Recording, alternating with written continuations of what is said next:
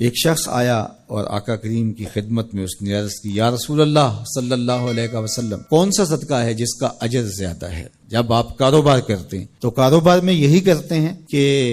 میں انویسٹمنٹ وہاں کروں جہاں نفع زیادہ آئے، تو یہ بھی اللہ سے تجارت ہے، ایسی تجارت جس میں نقصان نہیں ہے۔ نقصان تو یہ طے ہے نہیں ہوگا، لیکن نفع زیادہ آئے یہ تو آرزو ہو سکتی ہے تجارت کرنے والے کی۔ تو اس نے حضور کی خدمت میں آ کے سوال کیا، فرمایا کہ بہترین صدقہ وہ ہے اجر کے اعتبار سے، فضل و شرف کے اعتبار سے، اس حالت کے اندر کہ جب تو تندرست ہو، صحیح ہو، اور تجھے مال کی ضرورت اور حاجت اور لالچ بھی ہو، اور تجھے یہ دھڑکا بھی ہو کہ اگر میں نے خرچ کر دیا تو میرا کیا بنے گا، خرچ کر دیا تو میں کہیں فقیر نہ ہو جاؤں، حالات ایسے چل رہے ہوں، کساد بازاری کا دور ہو، اور تجھے یہ ڈر ہے کہ اگر میں خرچ کیا تو میں خود بھی تو فقیر ہو سکتا ہوں، اور تجھے اس پیسے سے جو تو خرچ کر رہا ہے نفع بخش کوئی کاروبار بھی مل سکتا ہے، اس سے تیرے رزق میں اور تیرے کاروبار میں اضافہ بھی ہو سکتا ہے، لیکن اس کے باوجود تو کرے، تو فرمایا یہ افضل صدقہ ہے۔ وَلَا تُمْهِلُ حَتَّى إِذَا بَلَغَتِ الْحُلْقُومَ قُلْتَ لِفُلَانٍ كَذَا وَلِفُلَانٍ كَذَا وَقَدْ كَانَ لِفُلَانٍ، نہ یہ کہ جب تیری سانس اکھڑ رہی ہو اور آخری ہچکیاں آ رہی ہوں اور سانس حلق کے قریب پہنچ گئی ہو، اور پھر تو کہے یہ میرا مال فلاں کو دے دینا، اتنا فلاں کو دے دینا، اتنا فلاں کو دے دینا۔ اللہ کے محبوب نے فرمایا تو نہ بھی کہتا تو یہ پھر بھی تیرا نہیں ہے، اب تو سب کو چھوڑ کے جا رہا ہے۔ تو بہترین صدقہ وہ ہے کہ جو اس حالت میں کیا جائے جب بندہ خود تندرست ہو، اس کو مال کی ضرورت ہو، اس مال سے عیش و عشرت کر سکتا ہو۔ عمومی طور پہ جوانی کے ایام کے اندر بندہ کہتا ہے یہ جوڑنے کا وقت ہے،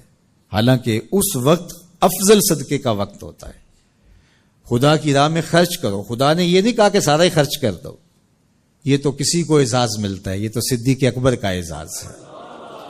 حضور علیہ السلام کی خدمت میں ایک اور شخص بھی آئے اور انہوں نے بھی سارا مال دینا چاہا، تو آقا کریم نے فرمایا نہیں، سارا خرچ نہیں کرو، اپنے بچوں کے لیے بھی رکھ لو۔ یہ اعزاز صرف حضرت ابوبکر صدیق رضی اللہ تعالیٰ عنہ کو دیا۔ اللہ اکبر۔ کہا کہ میرے دیے ہوئے سے کچھ دو، اب تمہاری مرضی ہے، تم جتنا دے سکتے ہو۔ وہ جوانی میں جب تم صحیح ہو، تندرست ہو، اس وقت تم راہ خدا میں خرچ کرو۔ شہیہن، تمہیں خود لالچ ہو، انسان کہتا ہے کہ اب میں پیسے جوڑوں گا تو جوڑتے جوڑتے جوڑتے میں بہت جو ہے وہ بہتری کی طرف چلا جاؤں گا، لیکن صدقے کو ان حالات کے اندر بھی ترک نہ کرے۔ تیسرا، تخش الفقرہ، کہ تمہیں فقر کا اندیشہ ہو کہ اگر میں نے دیا تو آج کل جو حالات ہیں تو میں خود کہیں فقیر نہ ہو جاؤں، لیکن امتحان یہی ہے جب ضرورت کو محسوس کرو، تمہیں خود فقر کا ڈر بھی ہو، پھر بھی راہ خدا میں خرچ کرو، تمہارا رب تمہیں فقیر نہیں ہونے دے گا۔ اس لیے کہ حضور علیہ السلام نے قسم کھا کے کہا، ما نقص مال عبد من صدقہ، میں محمد صلی اللہ علیہ وسلم قسم کھا کے ضمانت دیتا ہوں کہ صدقے سے مال گھٹتا نہیں ہے۔ اللہ اکبر۔ اور پھر وتامل الغنا، اور تم یہ سوچتے ہو کہ یہ پیسے ہم لگائیں گے کاروبار میں، فلاں جگہ پہ انویسٹ کریں گے